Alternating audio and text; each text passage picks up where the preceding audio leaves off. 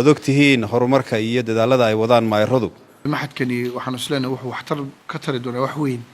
shirkii toddobaad ee guddida sare ee maxadka dowladaha hoose ee Somaliland ayaa saaka ka qabsoomay magaalada Hargeysa, waxaana shirkani goobjoog u ahaa badi maayirada magaalooyinka dalka, agaasimayaasha wasaaradaha maaliyadda, waxbarashada, arrimaha gudaha iyo sidoo kale gudoomiyaha hay'adda shaqaalaha dowladda. daafurka shirkani ayaa waxaa hadal ka jeediyay gudoomiyaha hay'adda shaqaalaha dowladda Somaliland ahna gudoomiyaha guddida maxadkani iyo sidoo kale maayirka caasimadda Hargeysa. horeyn shirkeenu wuxuu daaran yahay maadaama aad ka dharagsantihiin maxadka dowladaha hoose xeerar buu ku dhisan yahay, in badanna uu soo shaqeynayay, maraaxilna fara badanna uu soo maray, runtii dadaalo fara badanna waxa geliyay dowladaha hoose oo runtii halkan aan ka amaanayno iyo xukuumadda dhexba.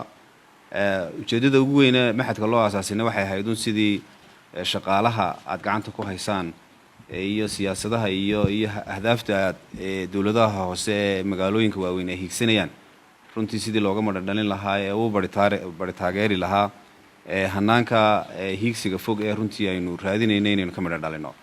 aad baan runtii ugu mahadnaqayaa agaasimaha iyo xubnaha la shaqeeya oo dadaalkaasi geliyey.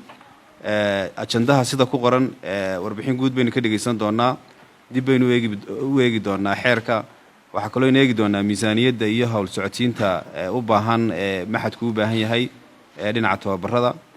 kadibna maayirada iyo agaasimayaasha guud waxay ka dhiiban doonaan afkaartooda iyo fikradahooda. anagoo ku hadlaya magaca ururka dowladaha hoose, waxaan ku faraxsanahay dhammaan in xubnihii maayiradii ka socday ururkaasi intooda badnaa ay joogaan marka laga reebo xubin safar nagaga maqan. taas waxay tusaale u tahay ahmiyadda iyo muhiimadda dowladaha hoose ay siinayaan dhismaha maxadkan. waayo maxadkani waxaan isleenahay wuxuu waxtar ka tari doonaa wax weyn inuu kobciyo aqoonta iyo awoodda shaqaalaha u shaqeeya dowladaha hoose si markaasi ay u sameeyaan adeegii looga baahnaa, shaqo hufanna markaa dadkooda iyo shacabkooda ay ugu qabtaan. waxaan rajaynayaa in shirku markuu maanta inoo dhammaado aynu noqono qaar mahadiyo oo yidhaahda wixii aanu ka filaynay shirkan waanu kala kulannay, qodobadii ahayd in shirkan laga hadlana waanu ka wada hadalay. shir saacada qaatay oo ay mas'uuliyiintani galeen kadib waxay sidoo kale kormeer ku tageen dhismaha maxadka dowladaha hoose oo isagu waqtigani gabagaba ku dhow. waxaanu joognaa dhismaha maxadka dowladaha hoose dhismihiisu ka socdo xarunta caasimadda jamhuuriyadda Somaliland ee Hargeysa. waxaa halkan igula sugan boodhka sare ee maamula maxadka oo maanta markay kalfadhigoodii toddobaad ka soo baxeen booqasho ku yimi maxadka. maanta waxaanu joognaa maxadkii dowladaha hoose oo meel gabagaba maraya, sida shirkadu ka warbixisayna inoo sheegtay in muddo 2 bilood gudaheed uu ku dhammayn doono insha Allah tacaala. mahad ilaahay ka suko waxaan uga mahad celinaynaa cid kasta oo ka qayb qaadatay.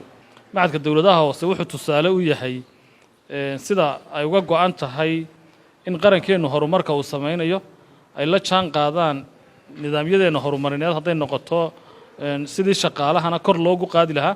runtii farxad weyn bay maanta noo tahay in maayiradii guud ahaan dalka qaybo ka mid ah ama boorkii maxadka shaqaalaha dowladda oo hawlo badan iyo mashquul badan runtii badan u taalay inay waqtigoodii iyo degmooyinkoodii intay ka yimaadeen ay maanta halkan u yimaadeen sidii ay ugu fikiri lahaayeen ama ay ugu horumarin lahaayeen shaqaalaha dowladaha hoose ee guud ahaan dalka.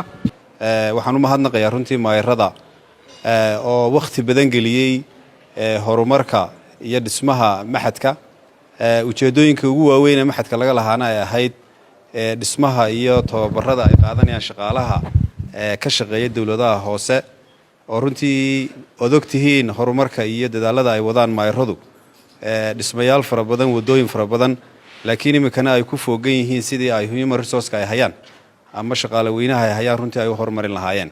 taasina waa ta keentay in dhismahan quruxda badan leh ee loo dhiso maxadka dowladaha hoose oo noqdo madal runtii lagu tababaro, lagu dhiso, lagu horumariyo shaqaale weynaha dowladaha hoose runtii gobolada oo dhan. waa Maxamed Andar, MMTV, Hargeysa. واو اسبوعك في عايز صاحبي waad ka heshay sooma ما شاء الله صح ما عاد كش بسيط waxaan ku shubtay xilmo furan $10 baad ku shuban kartaa, 5 baad ku shuban kartaa, 15 baad ku shuban kartaa, 20 baad ku shuban kartaa.